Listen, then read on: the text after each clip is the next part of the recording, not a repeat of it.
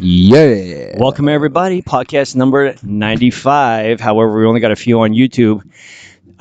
Jerome, real quick, are we on Facebook today or solely on YouTube? We are on my Facebook live feed. Welcome, everybody, on Facebook. All right, welcome YouTube and Facebook. Today's guest has a very interesting story, and we had a little conversation off camera, so I know this is going to be a good one. Before we get started, I want to start off with our podcast sponsor, Strong by Jen. New age group fitness experience engineered so every high-intensity move is perfectly synced to music, helping students consistently push themselves past their limits. This martial arts-inspired instructor-led class will have you moving, sweating, and hitting those calorie burn numbers while focusing on improving your overall technique. Strong is always evolving, always changing, so your workouts will never be boring or predictable. If you're ready to unleash your inner ninja, contact Jen at jennifermancher@gmail.com. I know you like watching or you participating. I love doing it. That's your favorite? My favorite. Good. Guys, before we get started, and neither of you know this, I want to start with a game. All right? Just to warm us up. All right? Yep. RJ, are you focused on me or are you still doing your research? Let's go. I see like one eye on the camera and maybe one eye in the podcast. Yeah. Here's how the game works. It basically is us creating a story using one word at a time. All right? So do you know what I'm talking about? No. Okay, so how it's going to work is this. I'm going to start with one word. Let's say the word is I. RJ is then going to say the second word, but repeating my word first. So I am. And then you're going to say I am and then I'm going to say I am okay? And then we're just going to keep going until somebody forgets all of the words. Yeah, I want to play this game. Oh, Jerome, you in? Okay. Perfect. So it's going to be me, Jerome, RJ, Nicole. Okay. So remember, you say one word. You got to repeat what everybody else says. Okay. So, I guess I'll try. If we end it quickly, it'll be a practice round. We'll do another one. If we go for some length of time, then that'll be the one. Okay. Jerome, you ready? I'm ready. Okay. So here it is. The first word is I. Jerome. It's me? Yep. I went to the bathroom. Too much. Start again. So it's only one word. Okay. One so word? it's one word. So Okay. I'll start again. Okay. Trying to lead it to poop. Yeah, exactly. I know. Because your mind is already creating the story, right? But you got to remember the other person is going to create their own story. It's hard to just listen. So now there's right? 4 stories that are going to be wait. created. All right. Got it. Jerome, you ready? ready. The. Time. No, you got to say the time. Oh, All the right? time. Okay, the time. The time of. The time of the. The time of the other. The time of the other lifetime. The time of the other lifetime. I. The time of the other lifetime I went. The time of the other lifetime, I went above. The time of the other lifetime, I went above the ground. Too much. All right. Sorry. See how hard that could be, right? It is Too hard. many words. Sorry. Okay, let's do it one more time. Let's Just the try three of you will play. Yeah. All right. You're not in anymore? Oh, you got to be in. Let's Come on, go. You're in. Let's go. We started this. You got to finish. Yeah, we'll do it one more time and then we'll move on, all right? All right. Why don't you start with the first word? Sometimes. Sometimes there. Sometimes there was. Sometimes there was a little. Oh. Too much. Too much. Oh, all right. Good. I like it. All right. Let's just move on here. Okay, so we'll practice this moving That forward. literally got nowhere. No, it got us smiling and it got us laughing. Yeah. And that's what we're talking about. Anyway, so today our guest, Nicole, has a interesting story. So this whole month, Nicole, basically I've had guests that have been recovering addicts. Okay? Yeah. So that's sort of the theme of the month, we'll say. Okay. And I know you have a story as well. And what I found out off camera is that your drug of choice has been different than everybody else. Okay. Except alcohol. Alcohol seems to be the consistent amongst everybody. It's usually the common denominator. The common denominator, yeah, if you will. So what I'd like to start by asking you is, what was your drug of choice? And let's talk about it. My main drug of choice was crystal meth. Crystal meth. So I found that out off camera, and I thought to myself, wow, I know a lot about drugs because I used to be a drug addict, but I know nothing about crystal meth. I don't. And you were telling me that you guys used to actually clean. So let's tell anybody who doesn't know what crystal meth, let's describe it. Describe the actual drug itself. Depending on where you're getting it from and who's making it, it could look like a frosty shard of glass. Okay. It could look like a clear shard of glass. That was the stuff they were making in Breaking Bad, right? Yes. Yeah. Yeah. So it could be blue. It could be all different colors. Yeah. At one point, it could taste like green apples, or it could Okay. taste like garbage. It'll really all depend who's making it and Talk a little how closer. close. There you Yeah, and how it was made. Yeah. So. So was there a consistent flow of crystal meth in like to purchase? When I was younger and doing drugs, I would say that it was readily available. You would have dry spells and shortages, and then people would just kind of come up with like cheap batches, and then it was garbage. Yeah. But yeah. So is Breaking Bad a good indicator of the crystal meth lifestyle? You must have watched the show, right? So like who didn't watch It's that funny show? because when Breaking Bad, I watched the first couple episodes, and then I broke into tears, and I couldn't watch it, and it took me about 5 years to watch it. So you broke into tears for what? What triggered that? It's not far off. Oh, really? Okay. So what is not far off? Like when I think of crystal meth, like I watch those shows and they bring me down a bad spiral. You ever see Snowfall? So Yeah. Snowfall is a TV show. You'd love it, and it's about when they first came out with crack cocaine. So crack cocaine to me is like the intro to crystal meth. Like crack has nothing on meth, from what I hear. Nothing. I guess it all depends on how you're using it today. Yeah. But back then, I remember I smoked crack a couple times. I looked at the guys I was hanging out with, and I was like, what the fuck are you guys smoking? Yeah. This is garbage. Yeah. Where's the meth? Yeah. Like, we're not getting anything done. All Yeah. I wanted, the only time I'm satisfied is when I got the pipe in my hand. Yeah. Like, this is ridiculous. With Yeah. meth, when you first start, you're able to, whether you're snorting it, smoking it, whatever, you're able to do a little bit and then be off for 6 hours. Oh, really? You don't need to hook yourself back up for a while. Because that's different from cocaine. Yep. You know, cocaine is very much do a line, and then you're like Jones in 20 minutes later. Like it's quick, so you really got to do a line. Yeah. So describe the high in your words, and so let me just give you like preface this. So you would smoke it, right? Yeah. It would be in like a glass pipe. First, well, what? we're young, so we're not Okay. really advanced in Okay. the smoking. So it's light bulbs. So you'd go and What does that mean? crack a light bulb, break a light bulb. You have like a little bowl.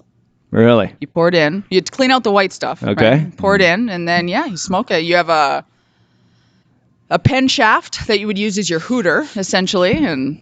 Okay, I so just feel myself getting all anxious just talking about it. It's crazy. you have the bottom of a glass bulb that you've broken, so it's got possibly jagged edges, I guess. You clean it out. You Yeah. put the crystal inside. Yeah.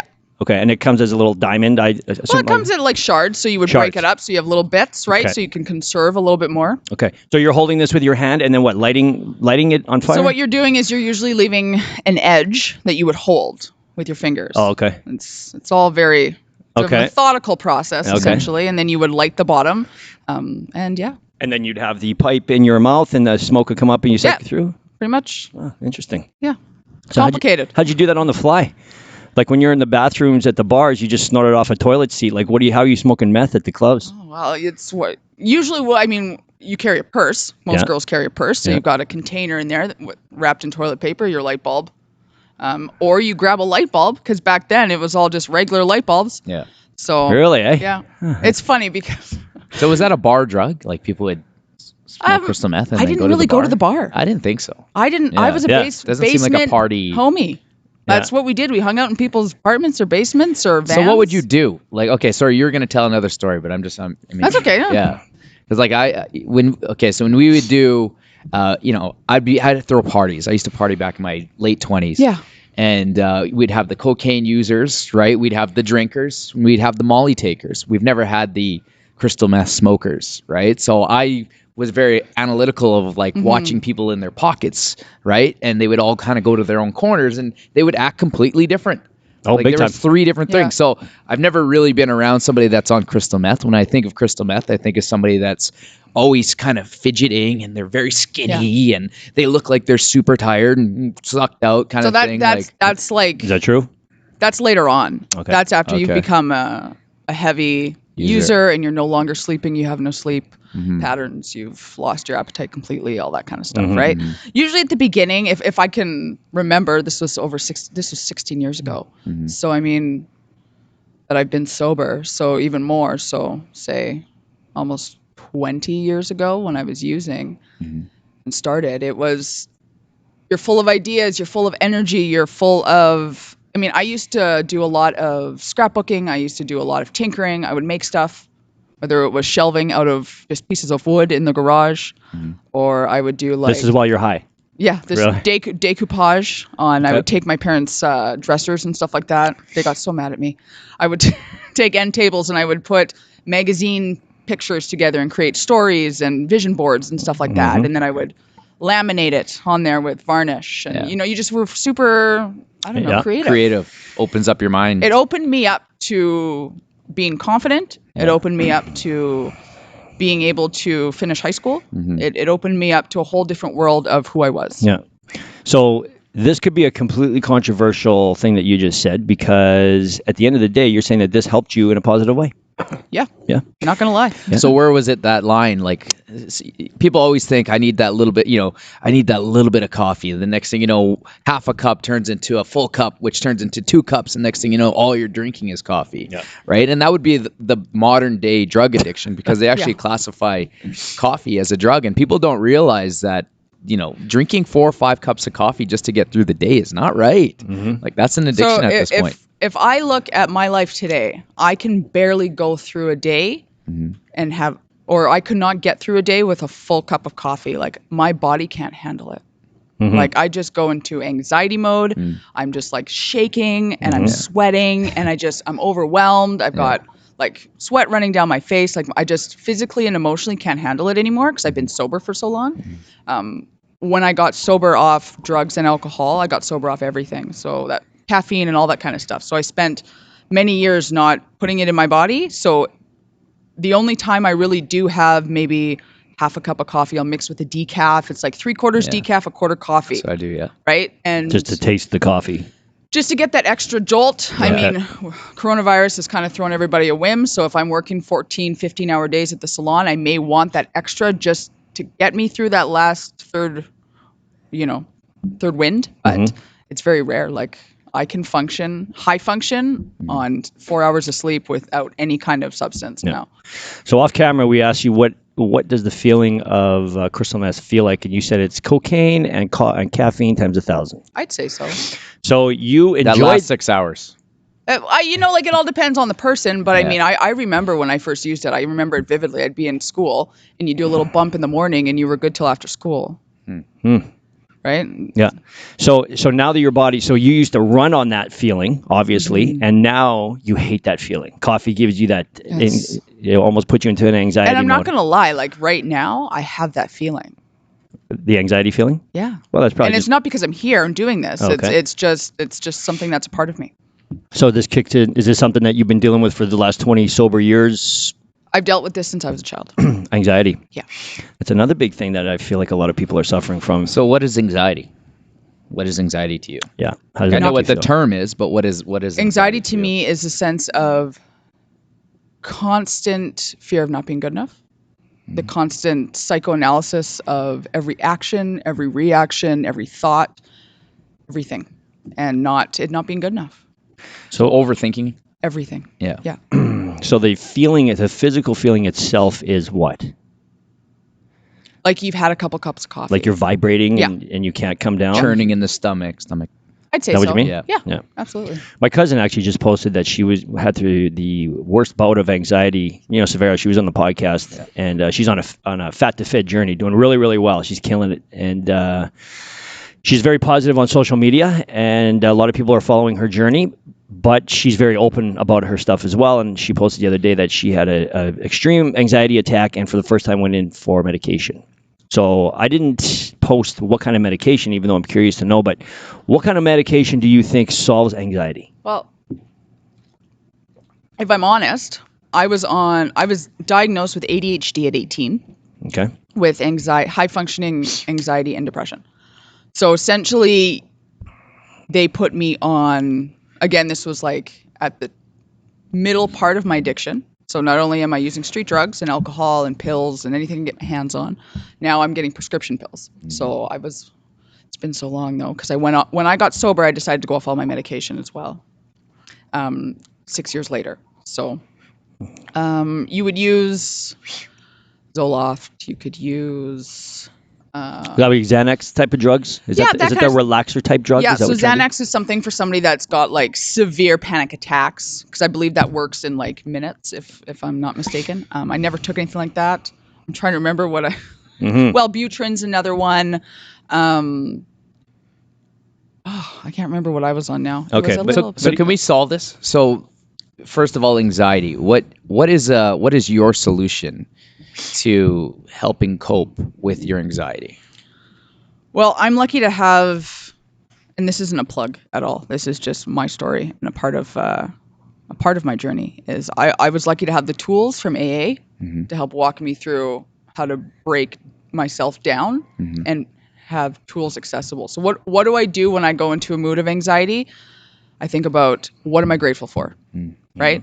And then from there, I think about what do I need to do today? Because once I think about something good, now it's about what do I need to do today? And because I'm ADHD, I want to do everything at once. So I'm going to do the laundry, I'm going to cook dinner, I'm going to clean the house, and I do this on a regular basis. And then I'm still going to micromanage my fiance. I'm going to micromanage, somebody else's life. Yeah. And then all of that's going to happen at once, and everything's going to be done at once. And nothing ever truly gets done unless I have a list. And that's really what I do now. Is I write a list. What do I need to do today? Yeah. Right. So. And your fiance's name is Adam, correct? Yeah. Adam, if you're listening, now we know your life, buddy. Poor guy. Poor guy. Your recovery has been, I want to know this. Do you remember your rock bottom? Do you remember when you finally said, I got to end this shit? Is there a specific time? I never made the decision. Somebody else told me I had a problem. Okay. And I... An intervention? Well, I took it personally, considering he was doing more drugs than I was, I thought. Can you tell us about it? Yeah. My fiance. Okay. He and I dated when we were in junior high. Met when I was 12 and he was 14, and we had a little love spell. And then he left school to go to high school, and we had stayed in touch throughout the years, whatever, but such a charming, charismatic guy that he had this tendency to just show up whenever and nobody asked any questions because it's Adam. He's awesome. He's the life of the party. He's a great guy. So when he just disappeared on you, it's just what Adam did, right? Fast forward, and Adam and I somehow gained touch again, and he wants to hang out. So we go and hang out, and of course I'm going to get him high because, we just hit up one of the bathrooms on Salter or whatever in one of the gas stations and get super high because we were just walking around. That's what you did back then. You just walked around aimlessly. So you had all this energy. And I got him super high, and he kind of spun a little bit, and he was like, whoa, how do you do this stuff? And I was like, well, it's not that great. And he's like, wow, okay, whatever. So fast forward. So he was kind of judging you on the fact that you could do like the shitty drugs. Yeah. Okay. Right. Understood. So fast forward. And then here we are. I get a phone call, and he's like, I really love you. You're such a good friend of mine, and I think you have a problem. And I have a tendency to just come in and out of your life, but I'm not going to leave your side until you get into rehab. I'm going to call him and get all the information for you. I'm going to cry. Think about it. I'm going to call him to get all the information for you. And I'm going to call you every single day to make sure you're sober. And I'm going to call every single day until you get in. And I don't remember much after that, to be honest. I just know I went to rehab. Yeah. So did you go to a physical rehab, or you stayed there, or was it like a... I went to River House, which I don't know if it still exists anymore, but it used to be... Is that a live-in? Yeah. It is, okay. Yeah. So it took a live-in rehab. How long? Do you remember how long you were there for? It's a 21-day program. I stayed there a little bit longer. Okay. And then when you came out, what is the process then? When I came out, I went home. My grandfather had just passed, so I went and stayed with my Nana for a couple of weeks, which was really helpful. So let me interrupt. So you had no parents at this point? Oh, I did. Oh, you did? Yeah. Okay. So I went back home, Got stayed with them, but then I stayed with my Nana for a couple of weeks. It was just after Christmas, that kind of stuff. And then go to meetings 3 times a day. That's what I did for the first year. I went to AA meetings 3 times a day. It was mandatory to go to an AA meeting and stuff like that back then when you're in rehab. So. Okay. So 21 days or 30 days after you come out of rehab, what is your body saying to you? Is it like jonesing for the stuff, or did you manage to be like, I'm okay without it? I was medicated still, so I had my ADHD Paxil. There we go. I knew it'd come to me. So I was on my anxiety meds and my ADHD meds. I smoked cigarettes, so it was pretty good. So you had some vices to substitute. But it's still, anywhere and everywhere I turn, it's a trigger. Yeah. Okay. It's Winnipeg. I know you have a question, RJ, but before that, I just want to know, did you ever go through a withdrawal process, a real violent withdrawal? They almost wanted to put me on medication for my withdrawal when I first got into rehab. Okay, so can you describe that feeling? Do you remember? It felt like I was trying to expel from my body. As in? like you're trying to physically remove yourself from your body. Like you're stuck inside your body and you need out. So is it painful? Mm-hmm. Yeah.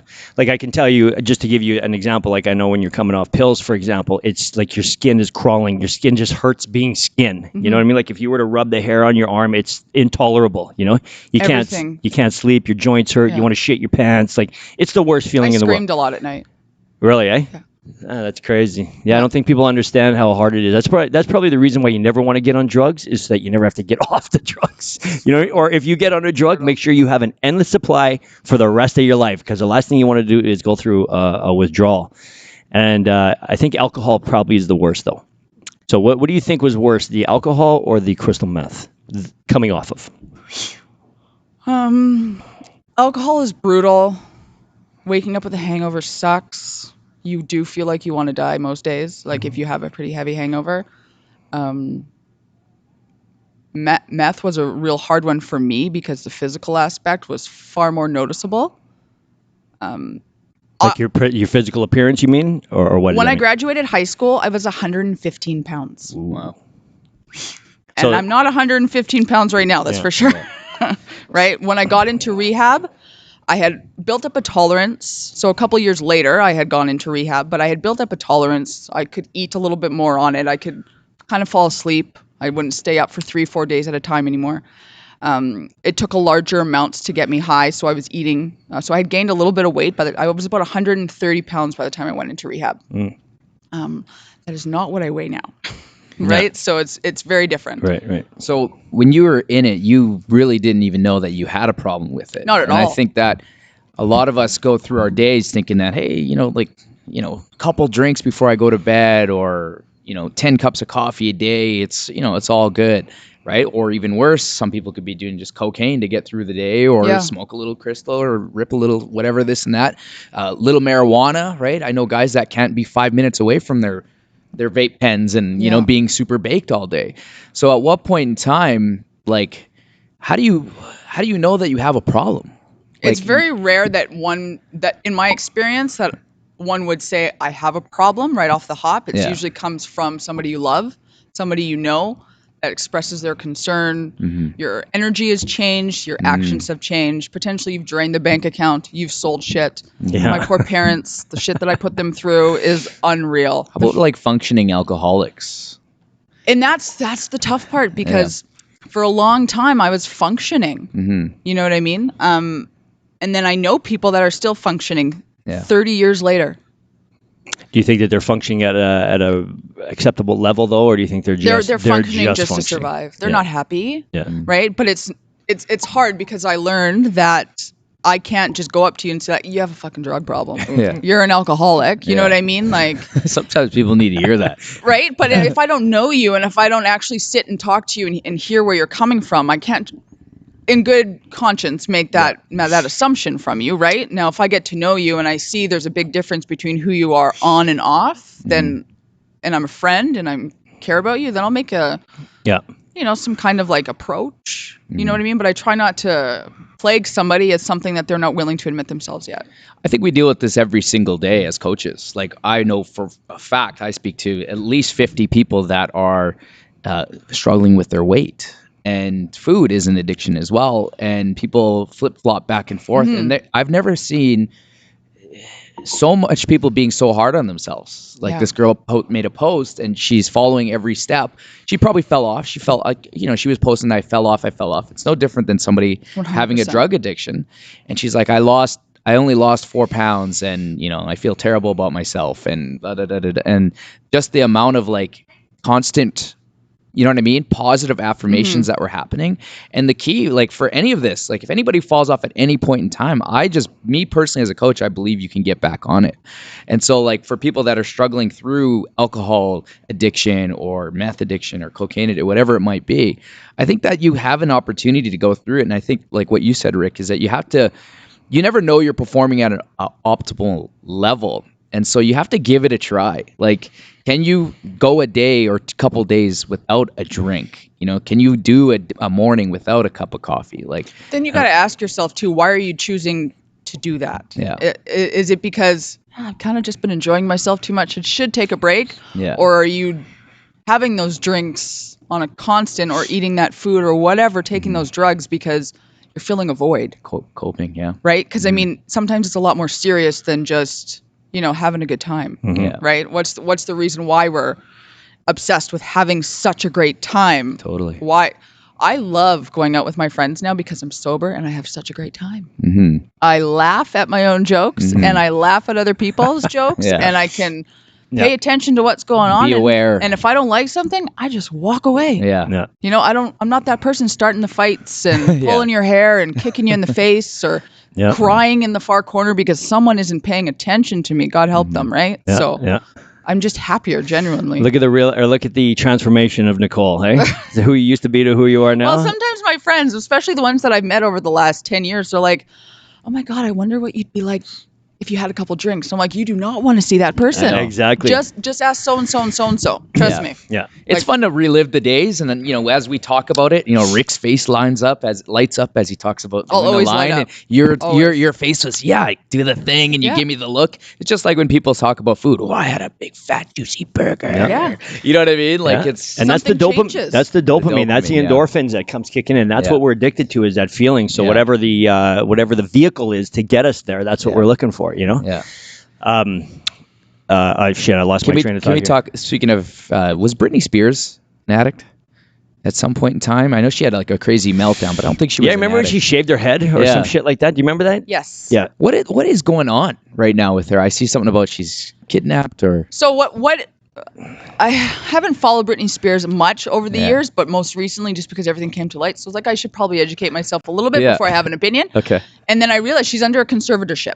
So when she had her mental breakdown, she was incapable of making financial decisions properly. So she was being taken advantage of. She was spending her money, giving her money. People were, fighting in droves to be around her and take advantage of her. So I believe her father petitioned the court, and then he was able to have full control of her finances, blah, blah, blah, thus breaking down into having full control of her life. She barely sees her kids, and when she does, it's supervised. She, from my understanding, can't even go out for a cup of coffee without asking for permission. So I guess what's happening now is people don't want her dad in charge of her money anymore. They want a financial institution to make proper financial decisions for her and let her have the rest of her life to make choices outside of financials. That's from my understanding. What do you think of that? When she's 40 now, right?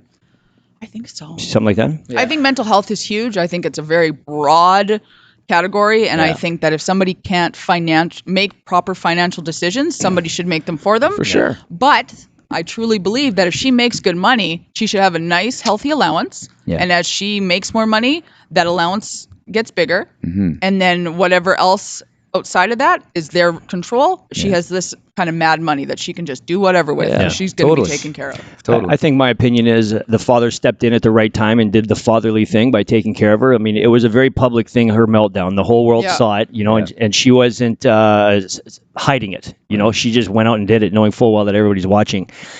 And here's the thing: is that once you get to that point and you go through all of the paperwork or whatever it takes to be a conservator, you don't just stop doing it one day, right? And over the years, I'm sure the father probably always had the best intentions for his daughter and is probably looking out for her. Like, I know there's a lot of negative spin against the dad, against the dad right now, but I think at the end of the day, no matter, and I've paid attention to the story a little bit as well.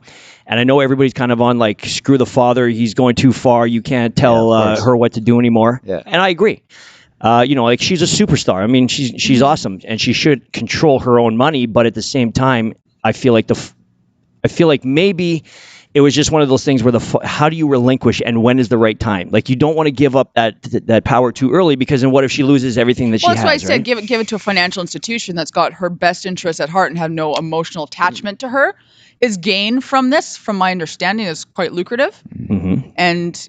Well, if she gave it to a financial institution, that financial institution is going to make some money off of it too. So who should make the money, the father or the financial? Going to be investing in the financial institution. So I don't know. I don't think that the dad or the financial. I would sooner go to the family member, but I don't know the family situation. We don't know I don't know if I feel comfortable with the financial institute running my life. The only challenge is I couldn't find a lot from the father. He's kept it very under wraps. Yeah, like so I can't get his opinion on it. Yeah, and that's what he said. He's kept it out of the limelight because it's a personal issue, and it is. Yeah. And there you go. So he's not in it for the fame. Yeah, so we can only make one assumption based on whatever the media or whoever the outlet is telling us, right? So what did Justin Timberlake say?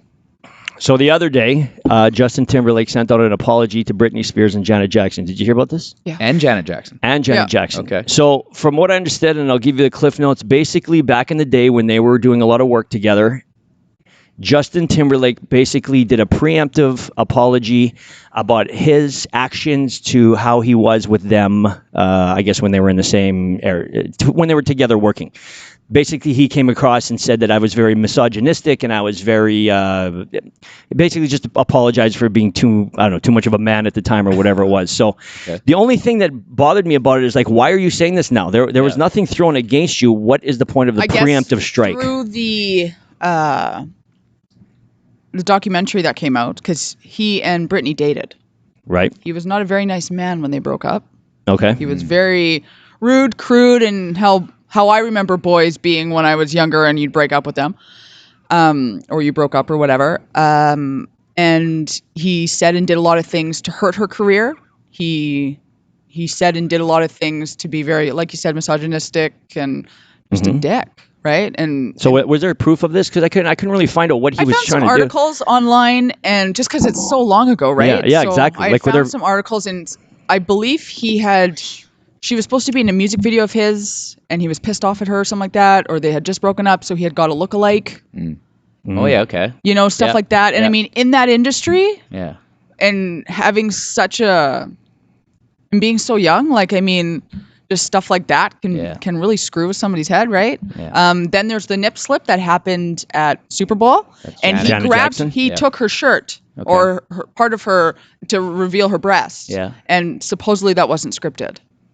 Oh. He did that on his own volition, from my understanding. So his intention was to literally show Janet Jackson's boobs. That's what I was reading. Again, I don't know for sure, because can you believe anything you read now? Yeah. Right? That was a big deal. But at the end of the day, if he's apologizing for it, maybe he's admitting to it. We got to remember, I guess it doesn't really matter when it happens, but growth is growth. Yeah. And if it takes 20 years for somebody to grow and realize they made a mistake, is it fair for us to jump on the bandwagon and be like, a little too late? I mean, maybe that's his growth cycle. I don't know. That's actually a great point that you just said that, because a lot of people will hold your feet to the fire. I find that if somebody does something wrong in the cancel culture world, nothing is ever enough. That person can apologize. Now that's enough. He needs to lose his job. Okay, that person's now lost his job. That's not enough. That person needs to go to jail. Okay, that person's now in jail. That's not enough. That person needs to be fucking killed. Like, we are human. We are the most fallible on earth. Yeah. I have a question for both of you, though. Yeah. What if a guy fights a girl and beats her up? And are you referring to the UFC fight? I'm referring to the UFC fight. So do you know what that is? So the context of his question is, in the UFC or in MMA, there is a fighter who was biologically born a male and has transitioned into a female. Completely. All right. So cut the dick off, got the boobs, goes through the hormones, everything.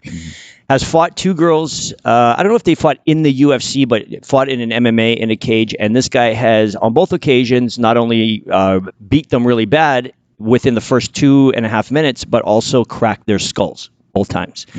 So I guess your question is, should that be allowed? Is he going to be apologizing? Oh, I see. Great question. Yeah. How's that going to work for him? So I had no idea what this was, because I don't watch MMA anymore. Okay. And I'd actually like to watch that fight. But I had looked into it, and my first question was, okay, so when he did his transitioning, or when she did her transitioning, at what point did her body mass change? And did the testosterone or estrogen versus testosterone, now the amount changed? Yeah. How was that monitored physically? Now, is there like a procedure or something that you have to go and do to make sure that now you've actually changed and your strength level has changed? Because in my mind, I'm thinking, well, that's not a fair fight, because it's true. Yeah. At a point in time, men are physically have an advantage. It's just a natural thing because of the testosterone, the estrogen, all that kind of stuff, right? There's a scientific correlation between that. And that's also, from my understanding too, in MMA and boxing, why you drop weight classes. Because somebody who's got 15 pounds on somebody who's 15 pounds less is now superior and stronger, but the other person might be faster, right? So that isn't that why there's weight classes? Yeah. So I just feel like I think that's a very great point. So I think that a man can go and play or fight in a woman's sport if he does the complete makeover. So balls are gone. All levels of testosterone have now been cut off.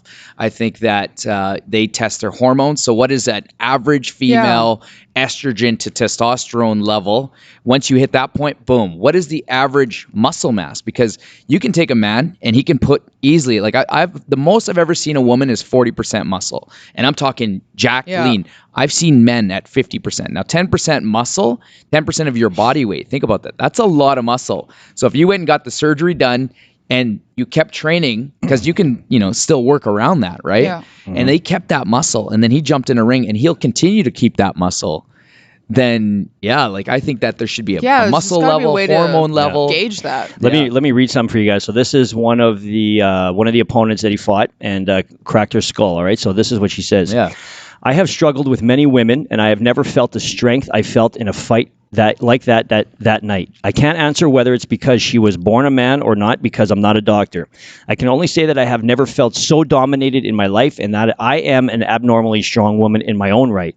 I still disagree with Fox's struggle, and her name is Fox. I'll give you the name. The one that fought? Yeah. Okay. The transsexual. Right. Any other job or career that I say I try, but when it comes to combat sport, I don't think it's fair. So that's her opinion on it, and I would probably side with her more than the fighter, and the fighter's name is Fallon Fox. That's who we're talking about, just so everybody knows. So, anyways, but I was talking with the new name. Yeah, I was talking with Jen about this, and she's like, "Well, where do they fight then? So where does this person fight? Transgenders. Yeah, maybe their own league. I had said that about the Olympics open league. too. She's the only one. Okay. I had said this about the Olympics too. I said at what point. Because we have the Special Olympics, right? And if we're not willing to integrate everybody, special or not special, physically disabled or not, physically superior, middle ground, if we're not putting them all together, then shouldn't there be categories that can accommodate physically altered, right? Because I don't want to touch on someone's emotional health and their spiritual and where they feel mentally, because that's none of my business. Yeah. But physically, I feel like that kind of can put somebody in a compromising situation, like we've seen, right? And there has to be a way that can be gauged. Well, I remember in the Special Olympics, they had I believe it was a man, and he had no legs, and he had these prosthetics as legs, but they were like mini springs. Yes. What's his name? Yeah. Pistorius. He's the guy that went to jail for shooting his girlfriend. Isn't that the guy? Oh, really? Oh, I'm not sure. Yeah. That's a whole different story. Hold on, I'll Google it. But Keep talking. This guy absolutely dominated the what was it, like the 100-yard dash or whatever, just because it was an superhuman. advantage. Yeah, it was an advantage to have those. But that's technology. It is technology. Right? So then we have to gauge, okay, so how far do we go with the technology? Yeah. If you look at race car driving now, you're not just getting in a car and driving a tuned up, souped up vehicle. You are driving an actual computer. A machine. So there's a lot more computer to it than anything now, right? So. Oscar Leonard Pistorius is a South African former professional sprinter who was convicted of murder in 2015. Wow. Both of his feet were amputated when he was 11 months old due to congenital defect. He was born missing the outside of both feet and both fibulae. Okay. So he's the one who ran with the springs, and he killed it. He was, in fact, I think he even competed against guys with legs, and I think so. might have even won. He set like a record. He just absolutely crushed it. Do you guys know the story of what happened with the girlfriend when he shot him? When he shot her? No. So his side of the story is he was in bed. He heard something going on in the bathroom and shot through the door. Oh, yes. You remember that? That's right, yes. Yeah, so that was his version, where, of course, and this woman died, so, of course, we don't know her version, but the reality is he was just super pissed off and shot his girlfriend. So I don't know if he's still in jail or not, but, that guy was popular for a long time. In fact, how long was he sentenced for? Pistorius is sentenced to 6 years in prison for murder. 6 years. Interesting. Oh. That's it. I guess being a celebrity gets you a little bit less jail time, eh? I think it all depends on where you're being tried. So speaking of payback, is Gorilla Glue getting sued? because I was watching Saturday Night Live this past Saturday, Yeah. and they had this whole segment on Gorilla Glue. So what is the story? Because I saw this in your thing, and I saw the Saturday Night Live, and I was like, it's got to be a big deal. Okay, so I started off having a real strong opinion against the Gorilla Glue girl, right? I mean, So what is the Gorilla? so the Gorilla Glue girl is a woman who wanted to do what's called a strong pony. What do you call it? What do you call it? What do you You're call a it? hairstylist? Yeah. What is the terminology? A ponytail that has no flyaways. Okay. Oh, that's what you're talking about, these little guys. Yeah. Okay, got it. so which- Can we get in on this, Jerome? I got these Yeah. little flyaways right Yeah. here. There we go. All the way up the braid. Yeah. Okay. Yeah. So she's an African American woman. So apparently they have challenges with their hair with respect to, the different They do challenges than a white lot girls. of different products to help Right. conceal and Right. the, And flyaways. apparently she didn't have the right product, so she decided to try Gorilla Glue without knowing what Gorilla Glue was. Now, before we continue on, when somebody says something like Gorilla Glue, Yeah. I would assume that it's pretty strong glue, Yeah, right? It's the not name called says butter. it all. It's not butterfly glue. This is fucking Gorilla Glue, you know? If you didn't know what something was, wouldn't you Google it? Yeah, exactly. And this woman is a social media person. That's how Like, everybody knows seriously. because she went and put her story out there. So don't tell me you don't know how to use your phone. You know what I mean? Yeah. If you're telling the world your story, you know how to Google Yeah. shit. And it says on there, probably not safe. Yeah, of course. Or certainly don't put it in your hair. You know what I mean? We have this statue Adam got from his mom when she was in Poland. Yeah. And it's a bobblehead Jesus. Okay. Poor guy's dropped to the floor so many times, and the only reason why he's together as one whole, he doesn't have his hands anymore, but he's like this. Because of the Gorilla Glue. Because I couldn't reposition it because it's so strong and it Yeah. foamed up so much that it left him Oh. like cocked to the side. So Yeah. he just Yeah. kind of wiggles there a little bit like that. Yeah. But that stuff's strong. So anyway, so this woman used it and I guess couldn't get out of her hair, obviously, Yeah. and was panicking. And she put it up onto social media. Yeah. And ended up raising $23,000 through a GoFundMe page from people What? who felt sorry for her. Yeah. So the reading that I did here's the narrative. So again, her being African American, it was all about the fact, the challenges they have with their hair and stuff like that. So okay, fine. I still think you were completely foolish for doing something like that. But I'm starting to get a sense of okay, fine. You ran out of your product and you wanted to do something for yourself, and this is the product that you had available to you. Yeah. I understood. Yeah. Raising $23,000 because people feel sorry for you, in my Yeah. opinion, I think that should have been a free lesson learned. Yeah, You what's shouldn't next? be making money off of that, Yeah. right? Now, what happened was an African American doctor who specializes in doing reconstructive surgery for kids in third world countries Yeah. came to her aid and for free fixed it, but basically cut all her hair off, right? So now she no longer has her long hair anymore. My issue with this whole story is now, is she suing? I don't think she is anymore. Okay. And what she's doing is she took the remainder of that money that she, $20,000 of the 23, and she donated it to the charity of the doctor's choice. Oh, that's nice. So redeemed herself, in my Yeah. opinion. My problem with this whole story, and I guess this is always going to go back to the media, is why do we know so much about this person who put Gorilla Glue in her hair as opposed to this person who did this great thing for her? I don't know who this guy is, but he sounds like an awesome dude. You know what I mean? Like, why is he not the important story here? That's Because sort there's of no a bummer. controversy there with him. Exactly, but I mean, wouldn't it be totally. nice to know this? This guy does reconstructive surgery for third world kids, and I don't even know his first name. Yeah. You know, Right. and nobody does unless you go and research it. So That's too So bad. how do we help people that help people? Like, what is the solution? yeah, to talk about him. You know, Well, it's people with you give love. platforms, You give with love. large platforms, Yeah. like influencers and stuff like that, who take the time to promote and talk about those people. yeah. I think Right? that's the responsibility of people like us, people, vloggers and YouTubers and people Yeah. who have influencers, social media presence to take these stories and put it out there because the media won't. You're right, because it's not clickbait. I think that everybody should support those that they go and see. So it's like if you go For and sure. if you go to a butcher, boom, just show them some love, right? You go to the bar, you tip your waitress. You go Yes. to a restaurant, you tip them for a sandwich, right? So it's like, Rick does a good job. Show them some love on Yeah. Facebook, right? Yeah, that's impactful too, and it It's actually so helps the huge. business. I quite a actually bit. make it a point twice a week that I mention somebody's business in some way, shape, or form, just to show Yeah. them some support. Yeah. And especially when you get your shout out on somebody who has a lot of followers, and Yeah. and then you all of a sudden you see the traction that's been created. I mean, it's powerful. Yeah. It's powerful. Yeah. So someone's getting married here. Hey, I don't know. You tell me. But let's ask the government if I can get married. it's a great question. What does that mean? It means that my wedding was postponed due to Oh, okay. limitations. 10 people now. So you are the poster child for the COVID bride. COVID bride. Yeah. Yeah. So what was the original plan? Well, 4 years ago, 2 weeks ago, it was 4 years that Adam proposed to me in the airport when we came home from Mexico, in front of friends and family. So at that point, he and I. Hold on. Let's talk about that for a second. That's a good story. So you got back from. We got back from Mexico. All right. It's usually going there. It was a family trip to Mexico. My parents. So they surprised us for Christmas. They got our plane tickets, which was really generous, and we all pitched in for our second week stay. Our first week stay was on my parents because they have a beautiful timeshare in Puerto Vallarta. And so we stayed there, and I never thought this was going to happen. So you had no idea? No. Nothing at all? No little... Adam and I aren't that kind of couple. Okay. We're not that romantic, shishi, haha, love you, baby kind of couple, right? Okay. We're just like, get away from me, you're annoying me kind of couple, right? But love each other for dearly. sex. But so we were there on a family trip, and on our way back, we were coming through the doors for the airport, and I looked over and I was like, my niece's friend just totally ignored me. That's weird. So you cleared customs type thing? Yeah, cleared customs, and we're coming out, and I noticed my niece's friend, and I was like, oh, she didn't acknowledge me. Weird. It's like, that's rude. And then I look over and I was like, wait, why are you all here?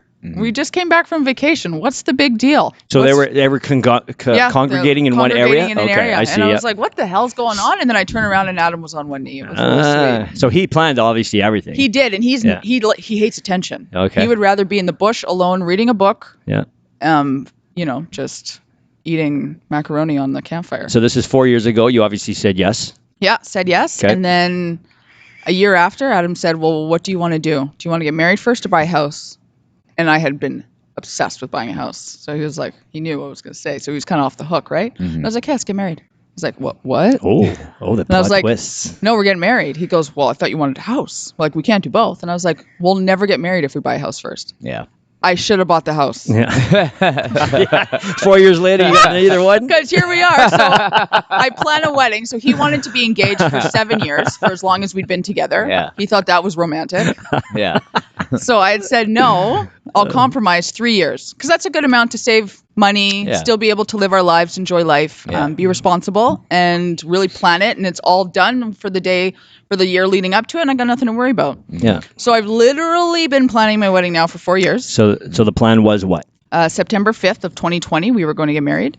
Have a 250-person wedding at Pine Ridge Hollow. And the pandemic happened, and the government happened, and restrictions happened, and So were you dealing with Colin Davey by chance at Pine Ridge Hollow? Okay. He was on our podcast. That was where he used to work, and that's what he did, was plan the wedding. So no, I thought you might somebody have. else now. My biggest fear with these restrictions is that, like, I've been talking to some people, just even people that don't come to the gym, like they're buddies of mine and they're huge gym goers. And I messaged a buddy of mine and I was like, hey man, how's your first couple days back at the gym? He's like, I went yesterday. I have no interest. And this is like a former Mr. Manitoba. Like, this guy was really, and he was into powerlifting, and I would always see his Instagram posts before this. And he's just like, I just have no interest, man. I'm like, whoa. And that's what kind of threw me back a little bit, because through this pandemic, I think a lot of people got very comfortable. And I think a lot of people were able to establish a set routine. Like, never in your life do you really get to establish a routine. It's always the next client, or running here, running there, kids this, I got that, and blah, blah, blah, blah. So you never really have a set routine. And you don't get that till you're older. And so I feel like with this pandemic, it was very clear cut. I would, go from my house to the living, you know what I mean? Like my home office life went to from this. 100,000% busy to zero. Wow, just basic living. And so, but basic living also is I think a lot of people are losing aspiration. They're not, it's not even motivation anymore. They're just not motivated. They're not motivated. They just have no interest. As soon as the restrictions are gone, the motivation and interest That's what I'm hoping. I hope that everybody gets out of this lethargic phase. And not everybody. But I still feel, and this is the population. These are clients that will probably never be clients. So I'm not even trying to motivate our clients to get back in the gym. I'm trying to the people that were already on the verge of just living their life very lethargic and just having no spunk, no aspirations, no goals. And now they're like, I don't care anymore. That upsets me. And I really hope that people really get back some type of spark, do whatever it takes, smoke a little meth, whatever you got to do, get some energy. No, Let's not do that. Don't do that. Don't do Let's that. not do that. But you know what I'm saying? Get up, get energy, get motivated, get off your ass, and get over yourself. I know it's been 3 months, so that's why I'm not pushing people. Usually I'd be like, come on. Yeah. But it's been 3 months. I get it. You've had a lot of time to yourself. You've had a lot of time to settle in. I had the best summer I've ever had in my entire life. Yeah. I miss working. I'm a workaholic. Oh yeah. Do 10 million things at once. I was usually working 7 days a week, whether it was in salon full time, my side jobs, my side hustles, cleaning and doing all sorts of other things. And then when that all stopped to a halt, it was really hard. So luckily I had your guys' virtuals that kept me busy. Not to the extent when I was on the blue, but it kept me like engaged enough to keep me like accountable to myself. Right. And then we got back to work at 50% capacity, and all of a sudden I'm only working Friday, Saturday, Sunday. But let me tell you, those 4 days off, I was wondering why you were here today. I got to re-rock my backyard. I got to spend. I was outside so much. I got to see my friends, my family. I got to experience summer, the sun, which I love, which I thrive off of, and I got to experience that. And I'd never been happier ever. So a lot of people that were the scurriers, including myself, it's definitely brought me back, and I think that's some of the lessons that people are gonna maintain. It's brought us back to just being present. And I think that a lot of people that didn't have that spark, I think that, they just got to, I really want to talk to those people and just like, hey, like find something to latch onto and just keep moving forward. Yeah. Well, now we're at 25% capacity, which is even worse. Like Worse, what do you mean? Well, at 50% capacity, we could be in the salon. So we have, usually we've got people working all day, every day at that point, right? So now we're open 7 days a week to accommodate. We've got 15, 16, 17 people to accommodate at this salon. So right now I'm at 2.5 shifts a week. I was fine at 3 full days, right? Because I could work as early and as late as I wanted to, which was fine. Whereas now you're kind of resigned to only 3 people or 4 people in the salon at one time, depending. Some places it's just 1, depending on how big you are. And the first 3 days back at 25% capacity, I worked a 43-hour work week in 3 days. Because you have to get everybody in. Are we going to get locked down again? Yeah. Everybody wants in, and if you don't get them in, they're going to go. They aren't going to necessarily go somewhere else. My clients are very loyal, but at the same time, they could because they're not feeling serviced. No other option, right? They're impatient. They've been waiting so long, and I can't hold that against everybody, right? For but sure. then now you're working your butt off, and then now I've got all this free time, but it's winter. I can't go anywhere. Yeah. So I don't have my energy from the sun. I don't have my regeneration from going to Mexico, right? Tattoo shows canceled, so I don't have that to reboot my system and get me fired up for the rest of the year. So it's tough because everything that I use to fill the voids of whether it's just being bored or not busy enough, I like to be performing. I'm at my best when I'm working. I find my self-worth from being busy and working, right? And if I don't have that, what's next? Right? You just start to feel sad. So what have you been doing? Well, luckily when we were closed, I was selling retail and gift cards for the salon. So that was like a full-time job, answering stuff and doing stuff for the salon. So I think as much as there's a lot of people who are very unmotivated and are very like, I can't get my shit together, I think there's also a lot of Nicoles out there who kind of crushed it and had a good summer and, still finding stuff to do. And don't get me wrong. So maybe I shouldn't worry about not so much, not too much. 25%. Not too much. I had emotional I think there are pitfalls, but- Focus on the okay. Yeah, I think so. It. Everybody will. I feel strong that everybody will find their way once these restrictions are lifted and we go back to normal. I agree. I don't believe in the new normal. I don't believe in that. I don't trust that. I believe in going back once restrictions are lifted. We go back to living our lives. 100%. That's got to happen. And in Manitoba is the only province that I know. Like I talk to people around the world every single day, and nobody's restricted as we are, which is crazy. But I guess our numbers per capita. I don't know, but. So what is the new wedding? Or healthcare cuts. What does the new wedding look like? Do you have it? Is it still going to be the same thing? Like what has it changed at all? I've got a list of 250 people. I now had to make a COVID 252 list. now. Yeah. And we're going to shoot our podcast from your wedding, by the way, at your front table. Well, We're gonna be the sober fun guys. Trust me. You need MCs. Yeah, we got a videography right here. Yeah, we got videography right here. What do you call it? Commentators? We should be commentators at her wedding. Yeah, we'll just of stand there course. and say, hey, look at that dress. Hey, that's look a at that great person. dress. Hey, Nicole. Look at drunk Nicole. Polish. Nicole, is that your look sister? at the drunk Polacks. Yeah. Right? Look at Oh, that this guy. could be our new business, man. Hey, But, you eating way too much Kubasa there, my friend. So we've got a COVID list too. So I mean, I didn't make a new list. I just said, F it. I'm going to worry about it in the new year. So when January came along, I made my non-travel list. So Manitoba only. Mm-hmm. But once I did that, I lost probably 75% of my family. Mm. And then Adam's got his whole family that's pretty much based out of here. Yeah. And I love them like my own family. So it's not like it's the end of the world. Mm-hmm. It's just how COVID is. And then if we have to reduce even more, I don't want to have a wedding because I'm not going to enjoy it. Why don't you have? Do you need one big day, or can you have multiple days? I could have multiple days, and I've thought about that. But then Like, that's I have what Mexico to pay, is, right? But Mexico I have is to pay multiple multiple for photographer. I have to pay multiple for videographer Yeah. because I'm not just catching one day. But you'd only I'm need them for a catching all the couple days. hours. You can. I'm sure you could work. Well, you something still out have like to get that. ready. Like Yeah. it's a whole day affair. You get 10 days, Nicole, versus one. Think about that. It's a whole day affair. Yeah, 10 times the money too, right? Right? Yeah. Yeah, but you're saving money right now in COVID, and Do you have? Let's talk about. Do you have bridesmaids? I do. Yeah. I have 6. so you'd have one with just bridesmaids, and then you'd have one with just groomsmen.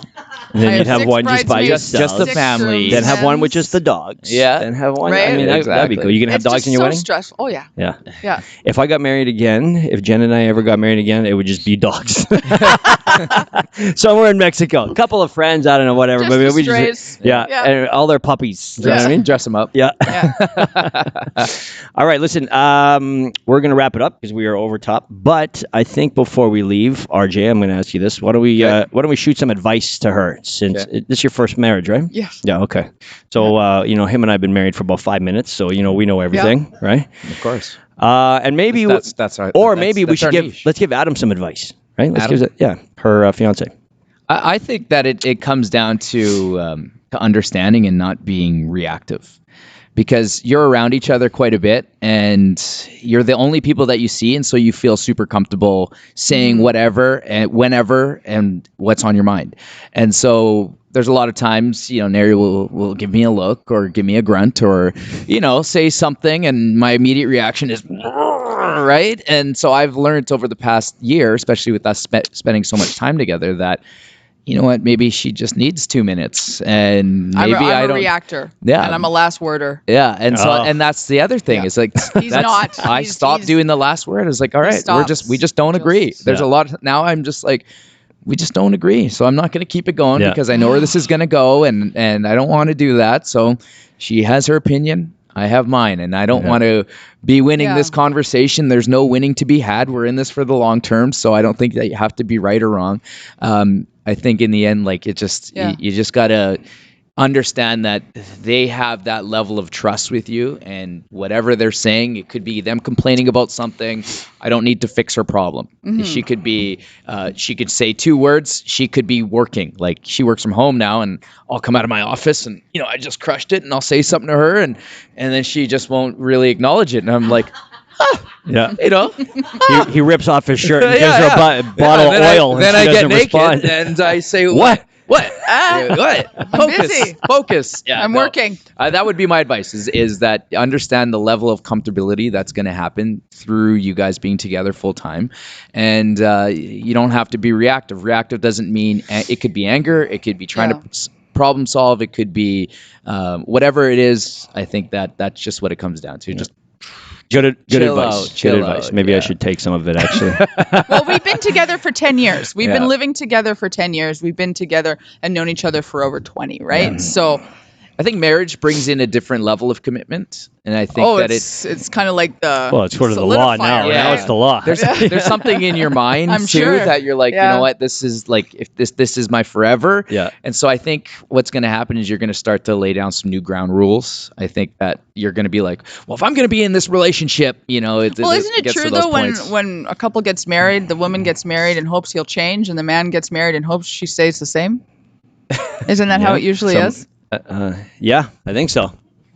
Hope she. I don't know. That's Geez, that's a lot of things to. That's depth. Yeah. You're talking to two dudes here. Let me ask you this: has he played a role in organizing the wedding, like prior to? There's no need for him to. Oh, okay. Well, here's my advice for you, Adam. And I'll tell you this: I feel like there's too many men who are very passive with respect to the wedding planning, and not so much that. And maybe you run into the whole bridezilla situation where the woman just takes control, wants nothing to do with her man's opinion. That happens. But I personally feel like, from a man's standpoint, you need to interject your personality into the wedding, because at the end of the day, the wedding is for both people. It's not just for her. Yeah. And, you want to make it special for yourself, too. And I just feel like men who don't participate in the wedding or how they participate in the wedding are going to kind of participate the same way in their marriage, and so that I would always stress for guys to be very involved in your wedding. Obviously, we all understand that this is more the bride's day, but it is your day, too, right? So, for example, if you're Polish, then make sure you got some Polishness in your wedding. If you're a Winnipeg Blue Bomber fan, put some Bomber shit into your wedding, like whatever kind of reflects your personality, so that it becomes special for you as well. Yeah. So that would be it. Anyways, guys, we're done for the podcast. I appreciate it. That was some great advice. Don't forget, Fit Club Media on YouTube. Yeah.